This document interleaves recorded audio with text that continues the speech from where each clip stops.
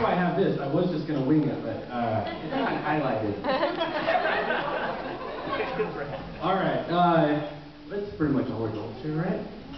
Yeah? You don't have to act like an adult. Just be an adult. All right, good. Okay, my name is Brett. I am the best man. And I'm the warm-up act for Miss Amy Smith over here. And I think actually this is probably the first time in wedding history that the bride and groom are actually a little more nervous than the best man because they have no idea what I'm going to say. All right. So most of this is going to be about Tom. Because, yeah, it's my turn. 10 years has been leading up to this. I get to put him on blast. Yeah! All right.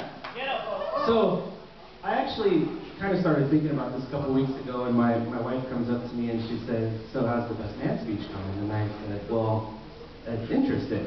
And she's like, "Well, that's kind of a weird answer. How was it interesting?" And I said, "Well, I can't really put it nicely to say that Tom is the nicest asshole you will ever meet." I think most of you that know him can probably agree.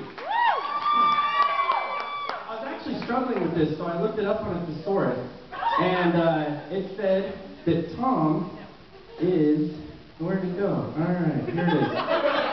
Tom is the most delightful donkey cavity you'll ever meet. That's the thesaurus version of it. Although it's funny, I don't think it quite grasps what I'm trying to say about that. Yeah. So the first impression that most people get about Tom is, that guy's an ass. That guy's a jerk. Or if you're Jessica, that guy is an effing beast.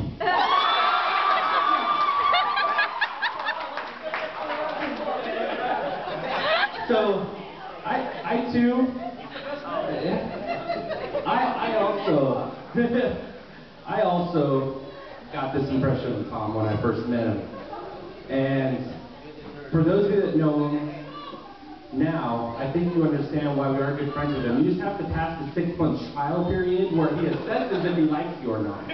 Heather is a perfect example of that. Most people we work with are a good example of that. And, you know, I think he finally realized that him and I have the same sense of friendship and immaturity to actually make this work.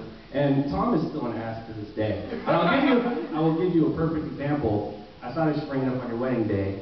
Because what he did to me last year was on my wedding day.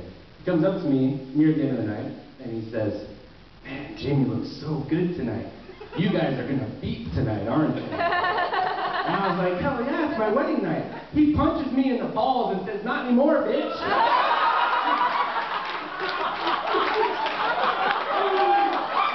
That is a true story.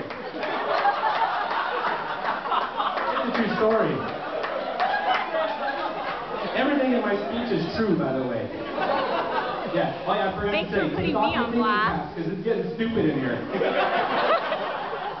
All right. So let's see here.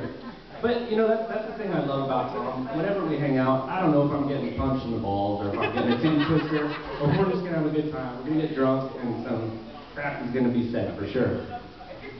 And I have a little list here of things that I think we're still going to be doing in 10 years from now.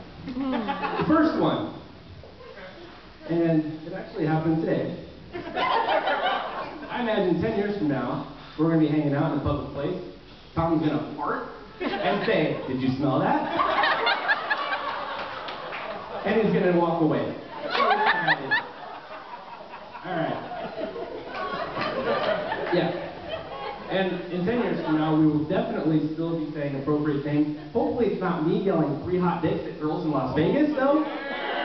Long story, I was very drunk. I'm very dyslexic when I drink. Very vulgar, best man. All right. Oh my God. Reaction, these guys, they know. All right. I was the gay one for a little bit, though. All right.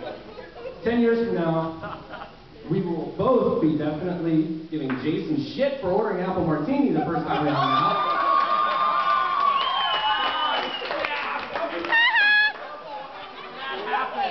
Yeah, Ian, you didn't escape this one either. 10 years from now, you will still have an ass in your face when you pass out at the real tour.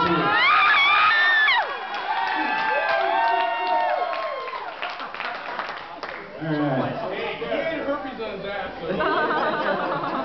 Gross. 10 years from Inappropriate. now, we will still be having a skilling contest at the county fair. Which Tom actually won. He stole a whole plant last year. I don't know how he did it. Alright. Yeah. Tom is mortified right now. Yeah, 10 years from now, my man boobs are still going to be red for giving them a titty twister. You know what I For sure. Alright. 10 years from now, we will still be having a throw-up contest in Las Vegas, or anywhere we go. Jason still holds the record for the glow-in-the-dark Cheetos throw-up of 2004. Alright. 10 years from now, we'll still be playing video games, fantasy football, and listening to 87 metal. That's just how it's been. Alright. And I don't think either of us are so proud of this one, but 10 years from now, we're still going to look at each other and giggle when people with Down syndrome are come by and do whatever they do that makes them so damn funny. We're not proud of it. It just is what it is. Don't judge us. We will be judged by the man above whenever that time comes. That is so inappropriate. I did say that. I told you I was putting him on blast. He punched me in my balls in my wedding last year.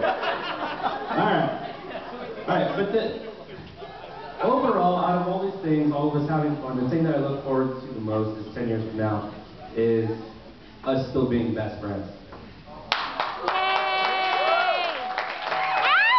And somehow we're gonna merge how to be great fathers, how to be great husbands into our immature lives. We're gonna share, you know, we're gonna share our bad times with the good times. You're gonna be there when I need to laugh. You're gonna be there when I need advice. You're gonna be there when I screw up, and I just need somebody to talk to. Yeah, and I didn't want to get too sentimental, so Tom will just call me gay after the speech.